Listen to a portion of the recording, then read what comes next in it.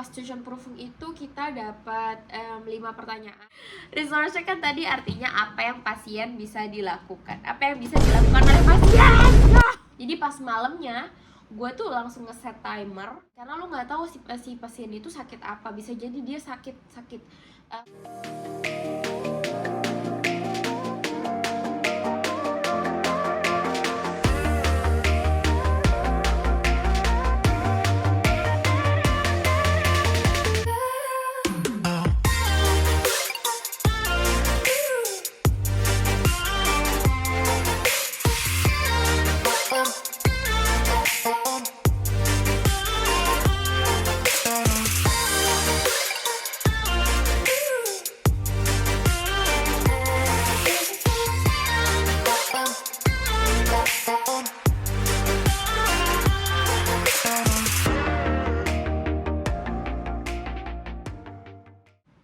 Hai guys, balik lagi di video gue. Welcome. So, gue kali ini lagi punya waktu dan pengen ngobrol-ngobrol juga, dan pengen ngelanjutin video yang kemarin. Mungkin ya bukan yang masalah belanja ya, yang tentang Ausbildung. Karena gue juga dapat banyak pertanyaan lagi. Tadi gue baca-baca di YouTube. Gue bener-bener deh kayak beberapa waktu belakangan ini terlalu sibuk, bukannya sok sibuk ya, cuma kayak gue udah masuk ke tahun ketiga, terus banyak kegiatan, ditambah lagi gue kerja part time di restoran buat tambah-tambahan duit. Lumayan kan, bisa buat jalan-jalan, bisa buat jajan. Makanya kemarin-kemarin mau bikin, cuma ya Allah kucing gue, cuma nggak ada waktu, makanya sorry ya. Makanya kali ini mumpung gue ada waktu, cuma mohon maaf ya penampilan gue kayak serabutan gitu. Hari itu hari Minggu dan gue benar-benar hari ini nggak ngapa-ngapain kecuali makan, tidur, masak. Makanya terus gue memutuskan karena gue lagi bete, maksudnya bukan bete dalam arti nggak mood gitu, cuma gue lagi bosen banget. Terus tadi gue buka YouTube, gue sempet liat video gue, terus gue liat komentar, terus gue pikir mungkin gue bikin aja kali ya videonya. Iya. Tadi tuh gue sebenarnya awal-awal ini gue pengen ngebahas pertama-tama tentang kemarin ujian tuition proofingnya yang udah gue jalanin. Jadi pas tuition proofing itu kita dapat 5 pertanyaan dan harus diselesaikan. Ini schriftlichnya ya, maksudnya kayak tertulisnya. Kita dapat 5 pertanyaan yang harus diselesaikan dalam waktu 2 jam. Dan di 5 pertanyaan itu di pertanyaan pertama harus menuliskan namanya Merkmale. Merkmale itu kayak contohnya itu kan ada diagnosa pasiennya berapa umurnya dan lain-lain. Kalian tuh harus kayak contohnya Frau Müller umurnya 42 tahun, diagnosanya diabetes, kayak gitu contohnya Merkmale. Karena di teks itu kan teksnya panjang ya, jadi kalian tuh harus mempersingkat dan harus kayak ngasih tahu ini artinya apa. Contohnya Frau Müller tinggalnya sendiri, Frau Müller lebt alleine. Jadi sama dengan atau titik 2. Jadi nanti buat Versorgung, buat gue nyampur-nyampur ya bahasanya, sorry ngomongnya. Mungkin kalian yang kalau udah tahu bahasa Jerman, jadi alhamdulillah bisa ngerti. Cuma buat kalian yang kayak belum sama sekali belajar bahasa Jerman, gue sambil berusaha menerjemahkan aja. Jadi contohnya untuk kalau tinggalnya sendiri, tandanya gak ada orang lain yang harus ngurus dia dong. Berarti kita harus kayak menyarankan contohnya dia bisa pakai Pflegeambulan. Pflegeambulan tuh yang nurse yang datang ke rumah-rumah untuk contohnya 1-2 jam untuk melakukan sesuatu yang spesial yang harus dilakukan sama nurse dan mungkin gak bisa dilakukan sama dirinya sendiri. Contohnya kayak ganti perban, terus kayak nyuntik dan lain-lain. Jadi pertanyaan yang keduanya kemarin itu kalian contohnya harus menuliskan nama bahasa Jermannya PUSR Rasta. P itu untuk problem, untuk masalah. U Ursachen, untuk asal usulnya kenapa itu bisa terjadi. S simptom, tandanya, gejalanya. R itu untuk resource-nya. Jadi apa yang bisa dilakukan si pasien tersebut. Contohnya gue ada di sini, gue pakai bahasa Indonesia aja ya. Jadi pasien gak bisa merawat dirinya sendiri, itu problemnya. Terus Urzachnya kenapa? Karena Verschlechterung Gesundheitszustand und verminderte Leistungsfähigkeit. Jadi kesehatannya itu udah nggak sehat lagi, gimana ya istilahnya, dia itu semuanya udah terminimalisir lah ya, dia nggak fit lagi, udah banyak kekurangan lagi lah dalam dirinya sendiri. Karena gimana sih, namanya orang udah sakit kan, gue gimana yang ibaratin ya, sorry yang ngomongnya agak belibet karena bener-bener susah banget dari satu kalimat ke kalimat Indonesia tuh, yang karena ya you know what jadi tapi gue berusaha semaksimal mungkin kayak, tapi kalian ngerti lah ya, maksudnya kayak orang sakit kan pasti, orang kalau sehat bisa lari, bisa jalan. Contohnya orang kalau patah tulang, kakinya kan nggak bisa jalan lagi, kayak gitu maksud gue. Jadi karena itu dia jadi terminimalisir lah gerakannya gitu contohnya.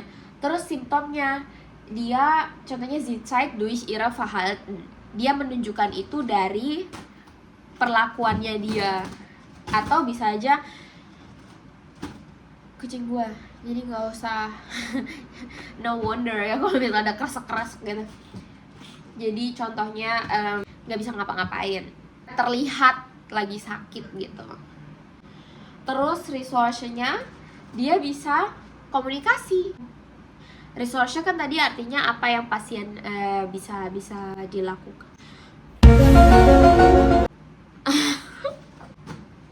Resource kan tadi artinya apa yang pasien bisa dilakukan. Apa yang bisa dilakukan oleh pasien? Astagfirullah. Gue kesel banget gak bisa nemu kata-katanya gitu. Problemnya pasien gak bisa ngurus dirinya sendiri. Urzachnya karena kesehatannya menurun. Simptomnya karena dia menunjukkan itu dari perilakunya. Resource-nya, dia bisa berkomunikasi, dia bisa menunjukkan dari perilakunya itu sendiri. Nah sekarang lancar nih gue ngomongnya. Thompson, nein. Kucing gue sumpah. Baby, der macht kaputt alle. Was? Sofa? Nein, die Lampe. Oh. Ja, einfach Nein nehmen, sagen, wegsetzen, dann lernt das vielleicht. Oder ihr ignoriert es, weil es Katze ist. Jetzt sehen wir. Liebe dich, mein Schatz. Sorry, agak kekat dulu. Terus di pertanyaan ketiga, apa yang bisa kita lakukan? Contohnya Maßnahme dan Ziele. Maßnahme itu apa yang bisa kita lakukan untuk pasien, dan Ziele apa sih tujuan kita melakukan itu. Jadi kita di situ harus biasanya milih 2-3 problem. Dan dari problem itu kamu harus menuliskan apa sih yang mau kamu lakukan dan apa tujuanmu kamu melakukan itu gitu. Di sini gue ngambil contohnya, dia punya masalah sama Untergewicht tuh kayak terlalu kurus gitu ya. Jadi berat badannya terlalu dikit. Terus di situ apa yang mau gue lakukan dan apa tujuan gue, jadi gue kasih tahu gitu. Nah terus di pertanyaan keempat itu kita harus menuliskan teori yang cocok untuk kasus tersebut. Jadi di perawat di Ausbildung Krankenschwester itu kita juga belajar beberapa teori. Ada yang dari OREM, ada yang dari teori. Kok gue lupa ya? Pokoknya ada beberapa deh, gue lupa sumpah. Dan itu tuh karena gue di sini makainya dari Dorothea OREM, makanya gue jadi inget-inget gitu. Di sini gue sempat nulis panjang lebar, dan kemarin sempat dicek sama guru gue. Kata guru gue kemarin terlihat bagus dan ausführlich, maksudnya kayak detail, Terus tapi pertanyaan dia, tapi kamu sanggup nggak dalam waktu 2 jam kamu bisa nulis sebanyak itu? And you know what I did? Gue pas malamnya itu, jadi pas gue konsul itu kan 1 hari sebelum ujian. Jadi pas malamnya gue tuh langsung ngeset timer dan gue langsung menghafal ini Frege teori, bener-bener yang gue tulis. Terus yang dia bilang oke, karena pertanyaan ini bakal keluar, gue tuh udah tahu pasti pertanyaan kayak gini bakalan keluar. Jadi kemarin itu ini strategi gue yang gue pakai, karena Frege teori akan selalu keluar di pertanyaan ujian. Jadi gue menghafal Frege teori yang gue mau pakai, karena itu nggak bakal dirubah di dalamnya, karena ini isinya cuma tentang Frege teori doang.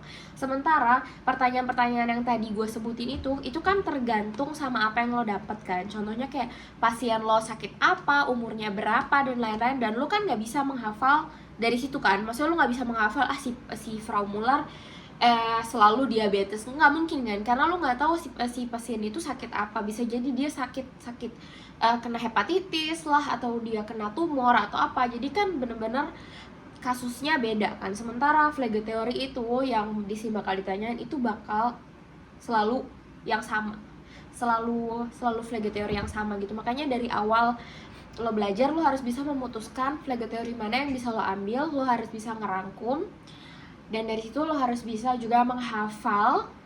Dan pada malam itu gue bener-bener ngehafal, gue ngeset timer. Dan lo tuh berapa lama gue menghabiskan waktu dalam pas ujian, pas gue nulis ini, itu tuh cuma 5 menit. Karena gue bener-bener pas malam itu udah ngafal. Jadi pas waktu udah dimulai, waktu pas ujian udah bisa start, gue tuh langsung loncat ke pertanyaan keempat ini, dan gue langsung nulis sebanyak mungkin yang gue tahu. Dan itu benar-benar semuanya plek sama apa yang gue hafal. Dan itu gue cuma membutuhkan waktu 5 menit, dan sisanya gue bisa ngejawab pertanyaan-pertanyaan lain. Dan itu gue pakai juga sambil mikir, karena dalam menghafal alhamdulillahnya gue kayak punya talent itu, dan gue bisa cepet banget ngafal, dan gue bisa ngafalin sebanyak itu, nggak tahu kenapa. Dan itu tuh gue nggak harus mikir, jadi semuanya langsung gue tulis. Nah sisanya itu gue pakai buat waktu mikir, dan itu kan sisanya banyak banget kan waktunya. Dalam waktu 2 jam gue cuma butuh 5 menit buat nulis Frege teori, dan sisanya itu gue cuma gue harus mikir ini kasusnya kenapa, dan apa problemnya, apa yang harus gue lakuin, apa tujuan gue melakukan itu gitu. Nah terus pas di contohnya Krankheitsbilder kemarin, waktu pas gue ujian, gue dapat kasus Leber Cirrhose. Leber Cirrhose itu penyakit hati. Gue nggak tahu ya bahasa Indonesianya apa. Penyakit yang ada di hati. Jadi dia bisa kena esophagus varices. Esophagus varices, kalian tahu varices yang ada di kaki, yang venennya apa? Tahu ya, venen arterian gitu-gitu. Venen tuh yang warna biru, arterian warna merah kalau misalnya digambar. Biasanya kan kalau varices tuh kayak venennya kalau di kaki kan kelihatan kan kayak ngekrumpel gitu, kayak jadi nggak bagus lagi lah kelihatannya. Dan esophagus itu kan di sini kan yang tujuannya ke saluran pencernaan. Kalau misalnya dari Leber Cirrhose kena esophagus varices kan bisa terjadi pendarahan dan lain-lain, itulah kayak gitu. Nah kemarin masalahnya di Krankheitsbilder, di tentang masalah penyakit ini, gue tuh nggak tahu mana yang bakalan keluar, karena banyak banget penyakit yang kemarin sempet kita hafalin. Dan itu tuh bener banget, maksudnya kayak dari paper yang gue gunting-gunting kemarin, itu tuh ada 30 lebih penyakit. Dan itu tuh gue sempet hampir gila kemarin ngafalinnya, atau mencoba mengerti sama penyakitnya, karena bener-bener banyak banget, dan itu temanya tuh terlalu universal. Makanya gue kemarin mikir, gue cuma satu kali baca tentang Leber Cirrhose, dan alhamdulillah masih nyangkut dikit. Cuma gue tahu gue bakal fekak, istilahnya kayak bakal gue dapet tai-tainya, astagfirullahaladzim. Tapi gue dapet jelek-jeleknya tuh di sini gitu. Makanya kemarin strategi gue harus memperbagus di Flag Theory biar kalau yang lain-lain agak kurang nilainya, di Flag Theory gue dapat nilai bagus, jadi mereka bisa mempertimbangkan gitu loh. Dan kemarin schriftlich gue dapat nilai 2. Alhamdulillah tetap aja. Gue sih berharapnya 1, cuma karena gue juga ngerti kemarin pasti gue ada salahnya itu yang di Crank Heights Builder itu, karena gue nggak tahu mana yang bakal keluar dan ternyata keluar Lebat Siroso. Gue kayak ya udahlah, gue kayak pasrah gitu. Tapi alhamdulillahnya si Flag Theory yang gue hafalin itu bener-bener menyelamatkan gue, dan guru gue tuh bener-bener ngomong kalau misalnya Flag Theory yang gue tulis itu bagus. Makanya gue mau ngasih tau ke kalian kalau misalnya kalian mau ujian, yang buat yang udah pada di Jerman ya, kalian mau ujian, kalian hafalin Flag Theory yang kalian mau pakai, karena itu bener-bener keluar.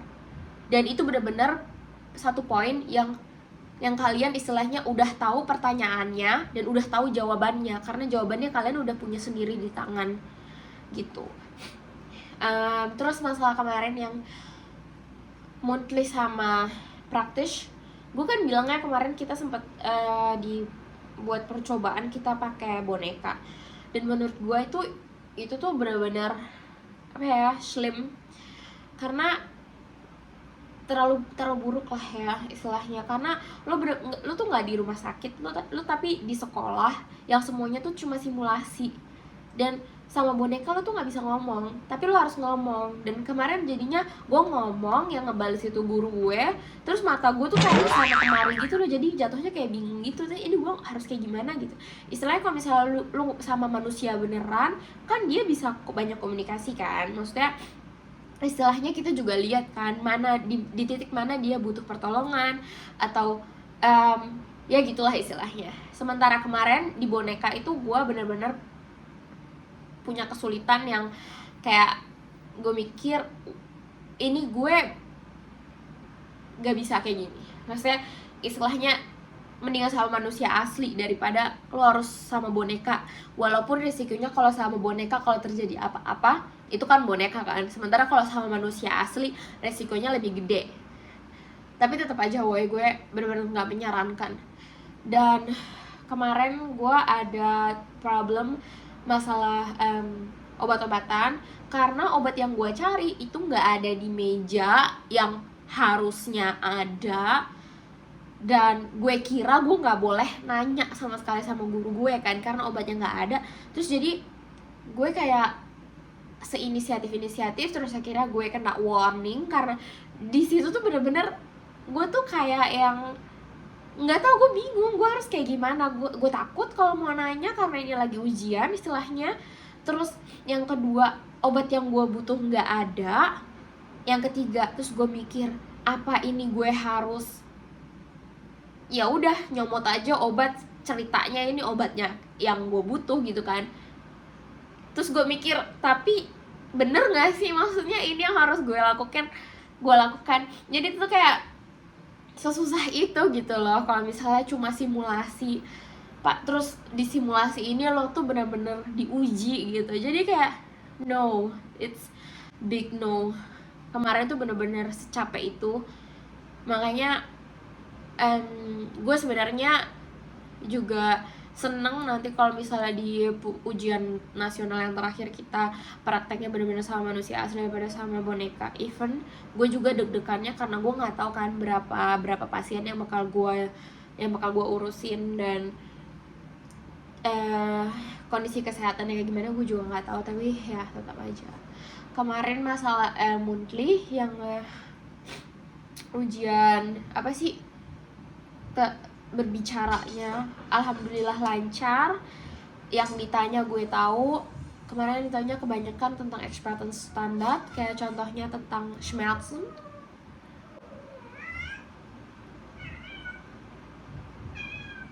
Hey, alles gut? Caro, was ist denn los? Willst du spielen? Geh mal zu Kitzi. Ya guys, gue mau lanjut tapi kucing gue udah meong-meong.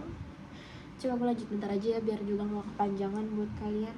Gue mau bacain dulu komentarnya dikit-dikit, nanti sisanya kapan-kapan aja dilanjut. Jadi kemarin ada yang nanya di video gue tentang, ada yang nanya kalau misalnya jadi kerangan swasta harus wajib lulusan yang berhubungan dengan keperawatan atau enggak sama sekali. Gue dulu sekolah di SMK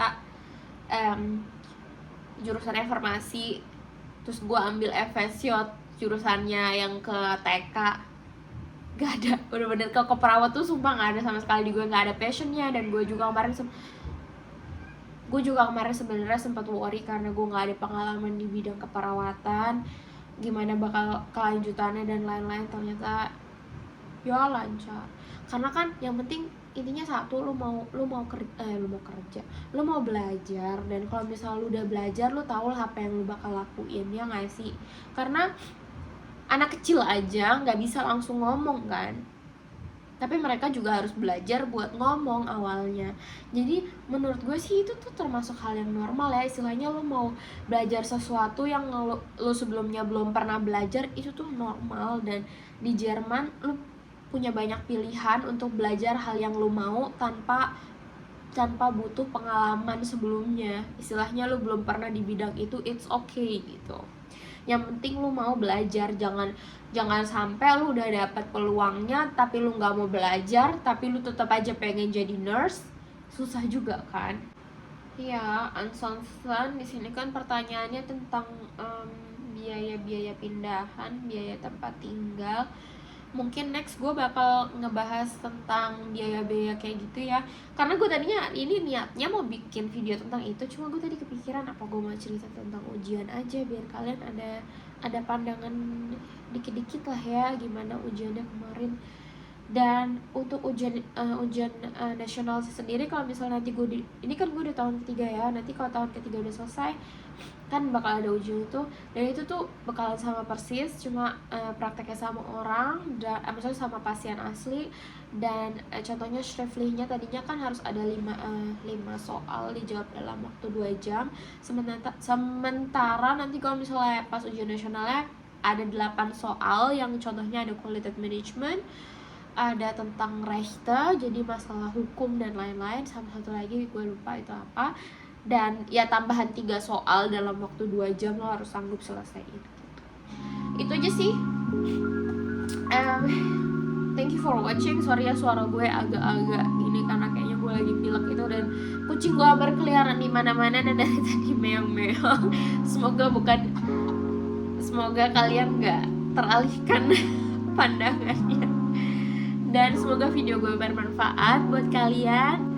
See you in the next video. Bye bye.